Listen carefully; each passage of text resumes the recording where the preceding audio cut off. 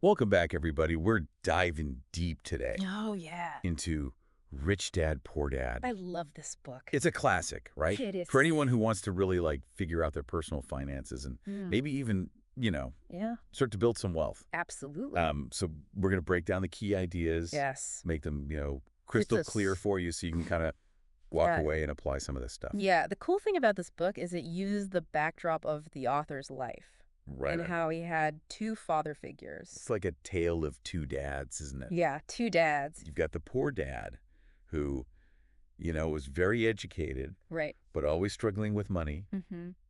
And then you've got the rich dad, Who's the entrepreneur? the entrepreneur who actually didn't have, Right. a college degree. And actually was questioning the value of formal education. Yeah, and it's so interesting how their views clash Oh, completely. about money. Yeah, like the poor dad is saying, the love of money is the root of all evil.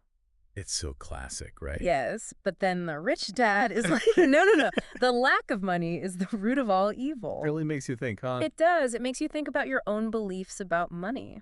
Yeah. And it kind of reminded me of that Henry Ford quote. Oh, yeah. Whether you think you can or you think you can't, you're right. Oh, I love that one. So, your mindset about money can really determine your financial future. For sure. For sure. Yeah. And Kiyosaki actually starts the book with a great story Yeah. that illustrates this Oh. whole mindset thing. Exactly. He talks about as a young boy Yeah. asking his own father, his poor dad, how do I get rich? Right. How do you get rich? And his dad's like, well, you go to school. Yeah. You get good grades. Get a good job. Get a good job and you learn to make money. Yeah, and I think for a 9-year-old, that's probably not the answer they're looking for. Not super inspiring. No, not at all. So he decides with his friend Mike Oh, yeah. to try to figure out how to Yeah. get rich themselves. And they had that crazy scheme, right? They did. Remember that story about collecting toothpaste tubes Oh, yeah. and melting them down? They were going to make nickels. They were. Yeah, I mean, it's interesting because it shows their initiative It does. and their creativity, but obviously Not exactly. ethical or, Legal. legal Yeah. fitting, right? They got busted. Busted. Big surprise. But it's cool that even at that young age, they were already thinking Exactly. about creating wealth. They had that mindset Even if it wasn't in the a wrong direction. little misguided. Yeah, for sure. And that's where the rich dad comes in, right? Yeah. He sees their potential. Right. And he's like, okay, I'm going to teach you guys about money. Yeah. But in a very unconventional way. Unconventional for sure. Yeah. So he offers them this job, right? He does. Dusting cans at his convenience store. 10 cents an hour. Can you imagine? It's like, are you serious? Talk about a tough lesson. Yeah, like how demotivating is that? I mean, I would have walked out. Right. But I think the rich dad was really trying to make a point. Oh, absolutely. He was playing the long game, wasn't he? He was. He wanted them to experience that frustration of the rat Oh, race. the rat race. You're working so hard for so little. It's like that hamster wheel. It is. And he wanted to instill in them this idea Yeah. that the rich don't work for money. Oh, here we go. The rich have money work for them. That's a good one. It is, right? Like, that's a powerful concept. Mic drop moment right there. It is. And I think, that's what he was trying to teach them Totally. through experience. Yeah. By making them feel that pain Right. of working for pennies. Yeah. And then he did that other crazy thing, right? He did.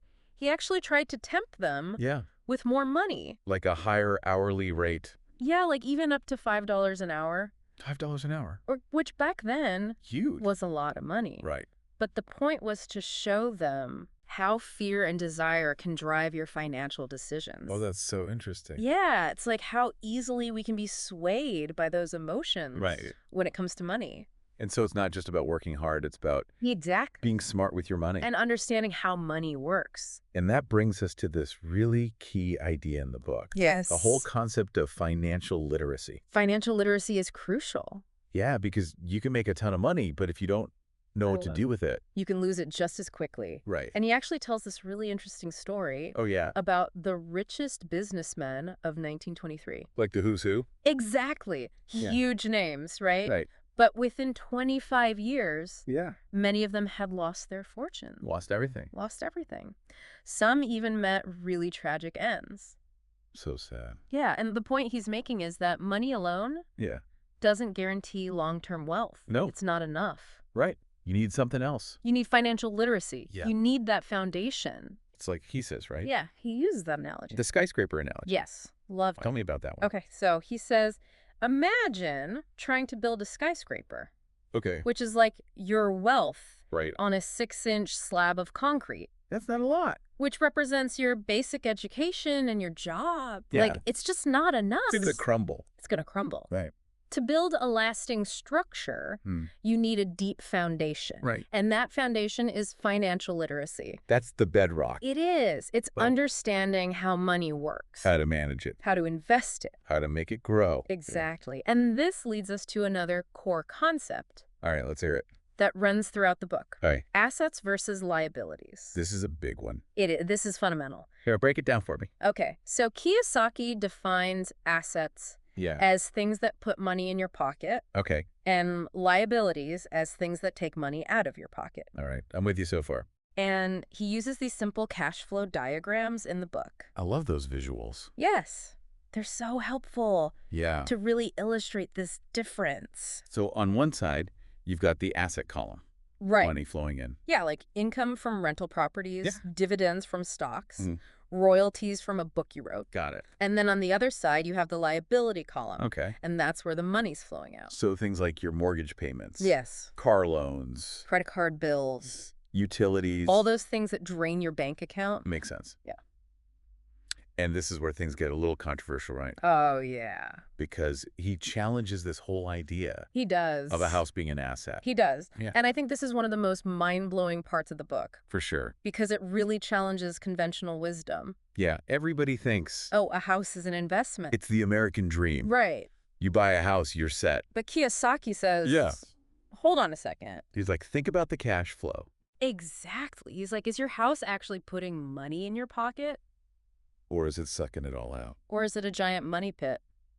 With all those expenses you mentioned. Yeah. The mortgage payments, property taxes, maintenance, repairs, all of that. Yeah. It can add up. It can. It really can. So it's not about owning things. It's about owning things that generate income. Owning things that pay you. Exactly. Yeah. And that's what we're going to dive into in the next part. Okay. I can't wait. It's all about that cash flow. That's the key. Making sure it's going in the right direction. In the right direction. But yeah, you're right. This whole thing about assets and liabilities, it really does kind of challenge how we normally think about things. It does, especially when you think about owning a home. Oh, yeah. Because that's the classic American dream. You buy a house, you're set for life. Right. You've made it. Right. But Kiyosaki's like, yeah, he's like, not so fast. He's like, pump the brakes on that one. Yeah, he's like, is your house really an asset? Or is it actually a liability? Wait. A liability? I mean, come on. I know it sounds crazy. Like the biggest purchase most people will ever make. Right, but he's saying we need to look beyond that traditional thinking. Right. And really focus on the cash flow. The cash flow. So, yeah, a house might increase in value over time. Right. But it also comes with a whole bunch of expenses. Oh, yeah, like what? Your mortgage payments, property taxes, insurance, maintenance, all that stuff. All the repairs, it never ends. It can be a money pit. It can be. So even though you own the house, if it's constantly taking money out of your pocket, rather than putting it in, exactly, then it's acting more like a liability. That's a tough pill to swallow. It is. Yeah. But it's an important concept to grasp. Yeah, if you want to build real wealth. Exactly. It's not just about owning things. Right. It's about owning things that generate income. Things that pay you. That put money in your pocket month after month.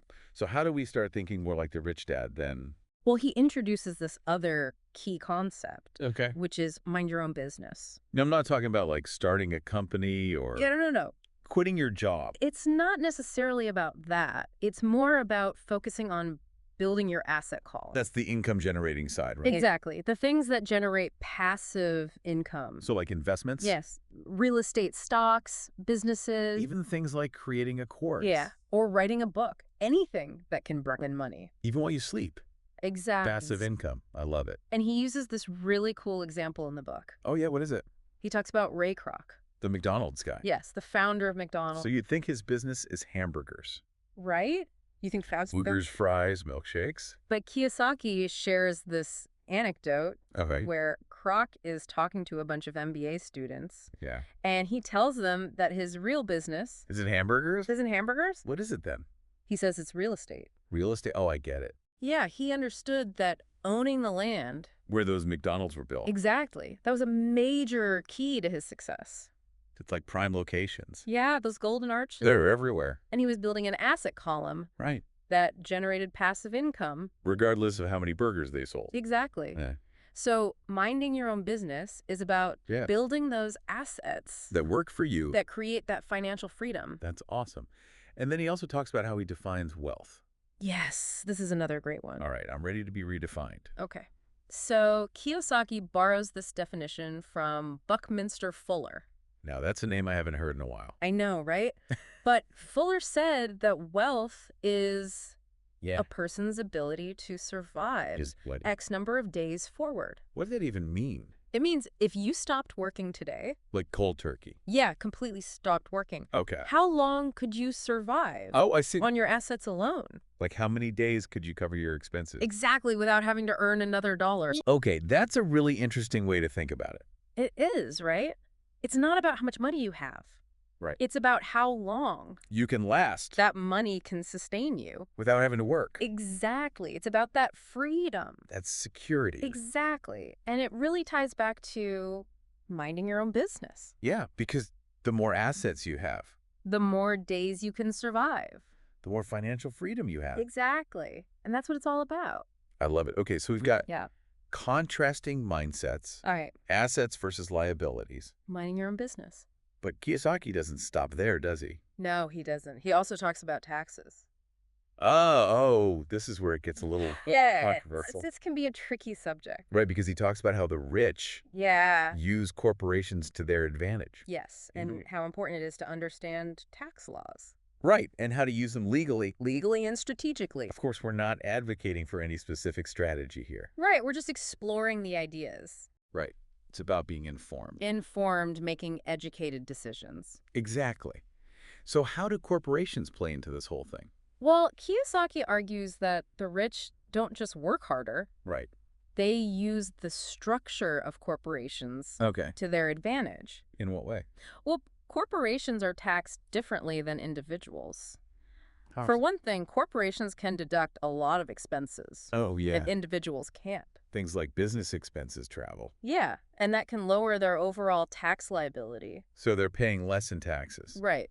And they can also write off investments. Okay. And shelter income in ways that individuals can't. Oh, it's all understanding the rules of the game. And using them legally. Legally and strategically. For benefit. Exactly. And whether you agree with this approach or not, the point is that this knowledge is important. You have to know how the system works. Exactly. To make informed decisions. And to potentially build wealth. This is blowing my mind. I know, right? There's so much to learn about financial literacy. It's a journey. A lifelong journey. It is. And that's what I love about this book. Yeah. It challenges you to think differently. And to keep learning. Exactly. So what else does Kiyosaki talk about? Well, he also introduces this really interesting concept. Right, hit me with it. He says, the rich invent money. I'm not talking about, like, printing money. No. In my basement. He's talking about seeing opportunities. Where other people don't. Exactly. It's about using your financial intelligence to identify and leverage assets. So it's not just about working hard. It's about working smart. Thinking outside the box. And being willing to take risks. Calculated risks. Of course. You don't want to be reckless. Right. But you have to be willing to step outside. Of your comfort zone. To potentially make those big gains. Exactly. And that leads us to his sixth and final lesson. Ooh, the grand finale. It is, he says, work to learn, don't work for money. That's deep. It is right. What does he mean by that? He's saying that you should focus on developing valuable skills and knowledge. That can help you build wealth. Exactly. So instead of just chasing a paycheck, you're investing in yourself. Yes, you're investing in your future. So even taking a job. That might not pay a lot. Could be worth it. If you're learning valuable skills. That you can use later on. Exactly. He actually uses the example of his own career path. Oh, yeah. He joined the Marines to learn about leadership. Interesting. And then he went into sales. To hone his communication skill. Right. And he says those experiences to his later success as an entrepreneur. So it's all about having that long-term vision. And constantly learning. And growing. I love it. It's about building that foundation. Right. It is that knowledge base, those skills. Yeah, so it's not just about the money itself. No, it's about what you do with it. and how you think about it. Exactly.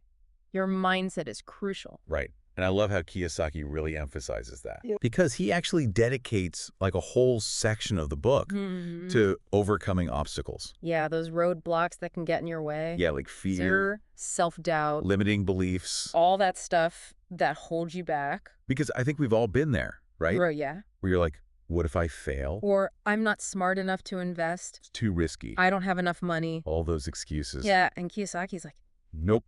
You got to recognize those beliefs. Challenge them. Challenge them head on. And he gives some really practical tips. He does. For how to do that. Like focusing on your strengths. Right. Surrounding yourself with positive people. Finding mentors. Yeah, people who believe in you. Who've done it before. Exactly. Yeah. Because it's not enough to just have the knowledge. Right. You need the right mindset, too. You got to believe in yourself. You got to take action. And even if it's just small steps at first. Right. Just start somewhere. It's about building momentum. And that confidence will come. Like that saying, a journey of 1,000 miles. Begins with a single step. So no more procrastinating. No more excuses. Let's get practical. Let's do it. What are some things people can actually do? To start putting these ideas into action? Today. Okay, well, first things first. Take control of your finances. What does that mean? It means track your income and expenses. Know where your money's going. Exactly. Because you can't improve what you don't measure. What gets measured gets managed. Exactly. So once you have a clear picture of your cash flow. Yeah, then you can start identifying areas. Where you can save more. Or invest more. And Kiyosaki suggests starting small. Yeah, you don't have to go all in right away. Like maybe a small rental property? Yeah, or side business. Something manageable. Exactly. And of course, keep learning. Keep learning. Read books. Attend seminars. Talk to financial advisors. Become a sponge. Absorb all that knowledge. But most importantly, take action. Don't just sit there. Get out there and make it happen. So what's the big takeaway here? From our deep dive into Rich Dad, Poor Dad. What do we want people to walk away with? Well, I think this book offers a really powerful challenge. It does. It challenges us to really examine our beliefs about money. To think differently. To step outside of our comfort zones. And to take control of our financial futures. Because financial freedom is possible. It is. But it requires effort. It requires commitment. And a willingness to learn. And to grow. So, as we wrap up today, we want to leave you with this thought. Okay. What is one action? One small action. That you can take today. To start building your asset column. To get your money working for you. Maybe it's picking up a personal finance book. Maybe it's researching some investment opportunities. Or even just having an honest conversation with yourself. About your financial goals. Where do you want to be? In 5 years. In 10 years. What does financial freedom look like for you? Because the journey starts. Yeah, with that first step. So what will yours be? That's it for today. Thanks for joining us. We'll see you next time.